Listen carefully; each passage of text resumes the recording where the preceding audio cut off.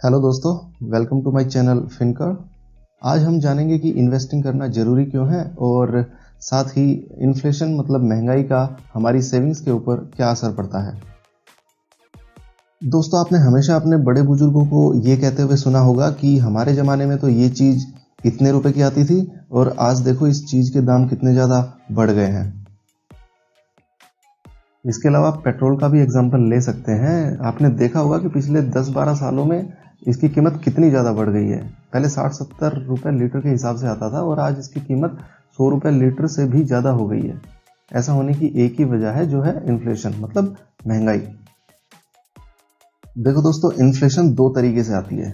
पहला तो कोई चीज़ आपको पहले की बजाय अब ज़्यादा रुपए में मिलने लगे, या फिर उतने ही रुपए में वो चीज़ अब कम मात्रा में मिलने लगे। जैसे कि 100 रुपए का पहले 1.25 लीटर पेट्रोल आता था और अब 100 रुपए में 1 लीटर पेट्रोल भी नहीं आता।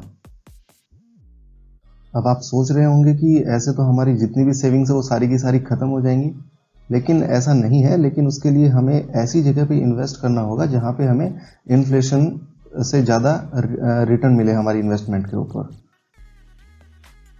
देखो, इंडिया में जो एवरेज इन्फ्लेशन का रेट है वो करीब 5 से 6% के आसपास है, लेकिन हमारे जो सेविंग अकाउंट है उसके अंदर इंटरेस्ट जो हमें मिलता है वो 3.5 से 4%, बैंक एफडी में 5 से 5.5%, एलआईसी में 6 से 6.5% तक का ही रिटर्न मिल पाता है।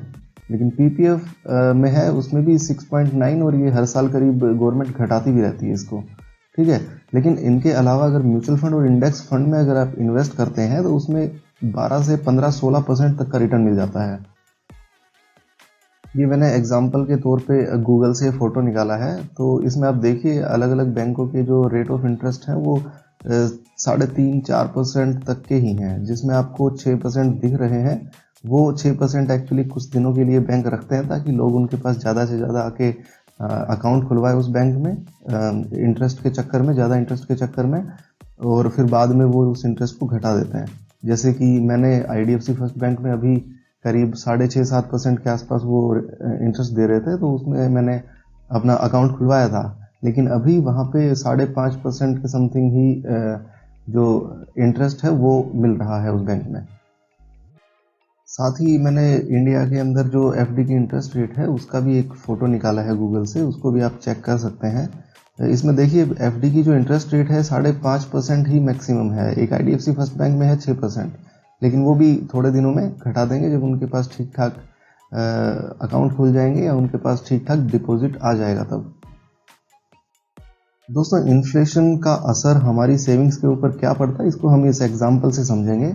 इसको आप खुद भी चेक कर सकते हैं गूगल पे। अगर आप लिखते हैं कि SIP प्लस लमसम कैलकुलेटर, तो एक लिंक आएगा, उसके ऊपर आप क्लिक करके और इसमें वैल्यूज़ फीड करके आप खुद से भी इसको चेक कर सकते हैं।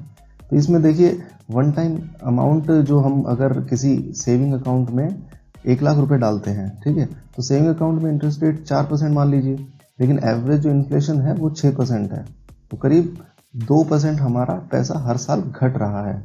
इस पैसे को अगर आप 10 साल के लिए उस अकाउंट में रखेंगे तो 10 साल के बाद जो उसकी वैल्यू बचेगी वो समथिंग 81,000 के आसपास ही बचेगी बस।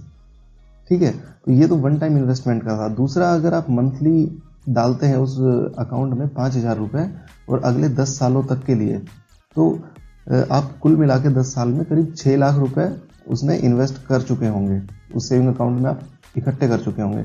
लेकिन इन्फ्लेशन की वजह से जो उसकी वैल्यू बचेगी वो 5,43,000 के ही आसपास बचेगी बस।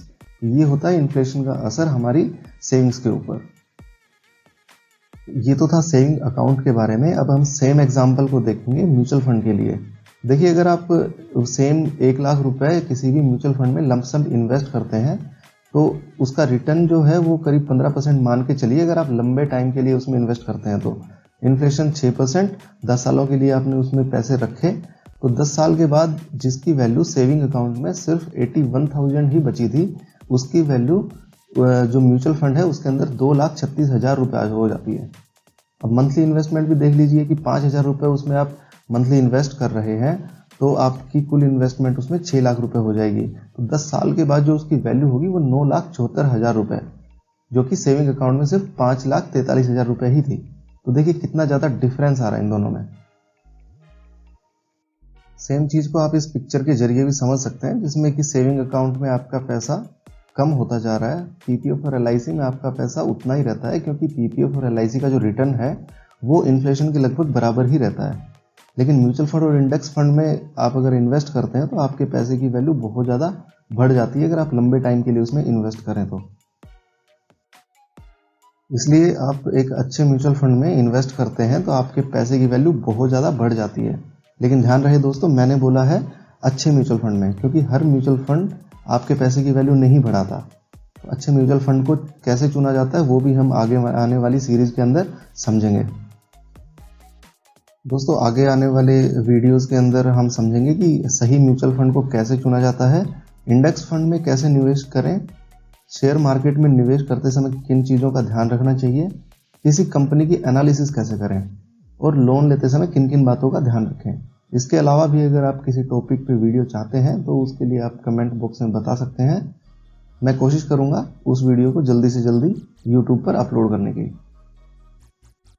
आज के लिए बस इतना ही। अगर आपको वीडियो अच्छा लगा तो इसे लाइक कीजिए, शेयर कीजिए, कमेंट कीजिए, इस चैनल को सब्सक्राइब कीजिए और आगे आने वाले वीडियोस की नोटिफिकेशन पाने के लिए बेल आइकन को प्रेस कीजिए। Thank you.